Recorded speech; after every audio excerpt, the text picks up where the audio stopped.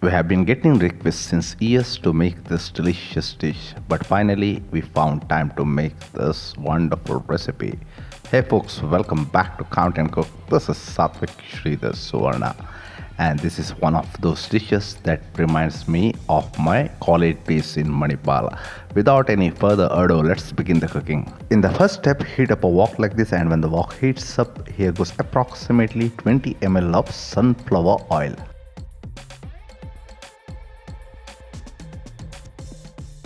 When the oil heats up, here goes 6 raw eggs.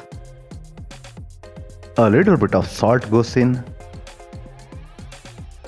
A little bit of chili flakes. And a little bit of black pepper powder. And on medium flame, you got to stir continuously to make it into a form of scrambled eggs.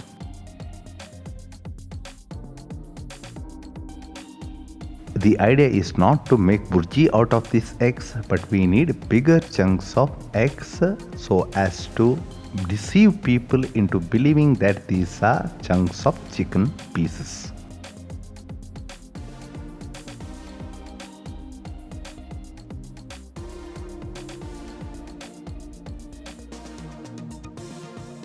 This is the kind of chunks that I was talking about earlier. This will be required later in the cooking. Of course, the flame now. Boil loads of water in a pot like this and season it with some salt. Now remember, the taste of the water should be like sea water. That means slightly salty but not over the top. Now by pouring in 2 tablespoons of extra virgin olive oil would make the rice fluffy and separate once done.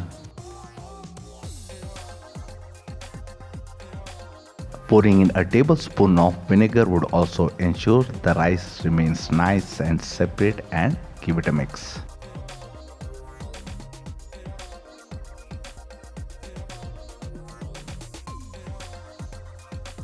Let me check out the taste now. It is perfect like sea water. Now goes 2 cups of nicely washed basmati rice. You don't have to soak basmati rice or anything. Traditionally, jasmine rice is used in this preparation, but here I am using basmati rice because I like basmati rice a lot.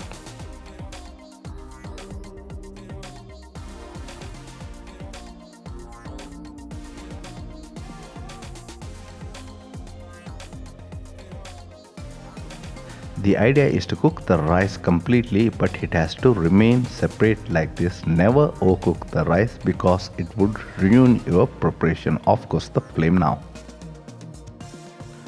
In order to prevent the residual cooking of the rice, drain the rice out into a colander.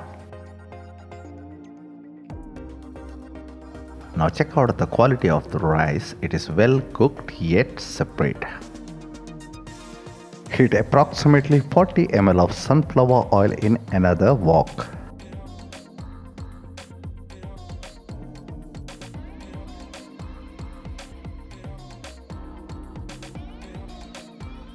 When the oil heats up, here goes an inch of ginger finely chopped.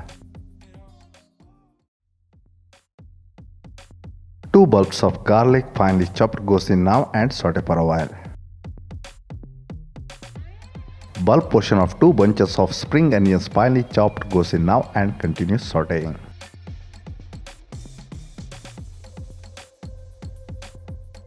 Now go 750 grams of boneless chicken cut into small pieces like this.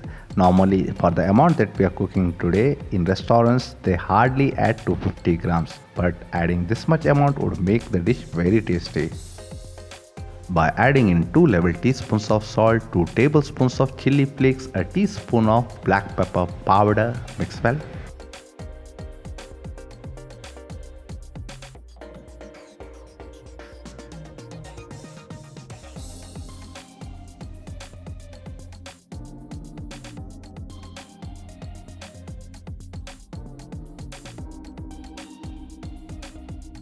I had forgotten to add green chilies before adding chicken, but doesn't matter, we can add it right now. Here we are using 8 green chilies finely chopped and mix well with the chicken pieces.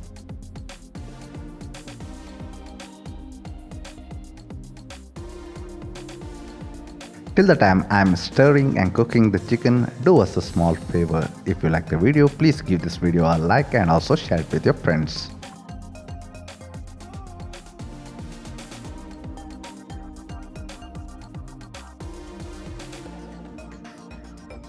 Boneless chicken hardly takes 15 minutes to cook, and when the moisture is well dried out like this, here goes 2 tablespoons of dark soy sauce.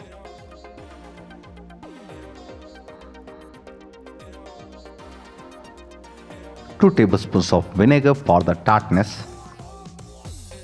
A tablespoon of store-bought red chili sauce. A tablespoon of store-bought green chili sauce. The ingredient that balances out all the flavors of these sauces is ketchup, around a tablespoon.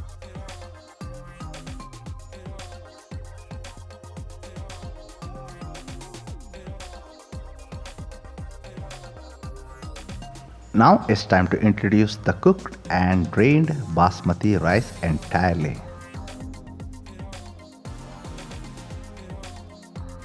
Typically in restaurants they don't use this much amount of chicken, nor they use good quality basmati rice. They use somewhat cheaper quality rice. This dish would be expensive for you, but this will be very tasty. Remember the scrambled eggs that we prepared at the beginning of the cooking? That goes in entirely.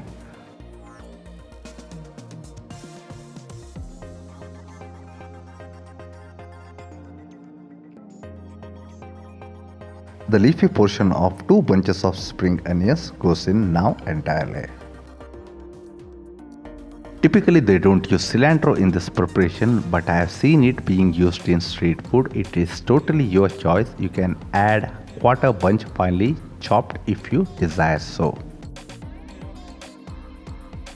The remaining part of cooking is nothing else but mixing all the ingredients together very well.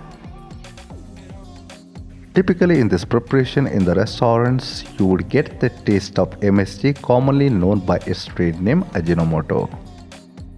We don't use MSG or monosodium glutamate in our preparation. That has distinct umami flavor that they say even makes salt tasty.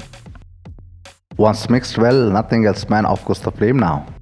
Hey, one of the most requested recipes since years is ready to try this recipe out at home and let us know how it turned out.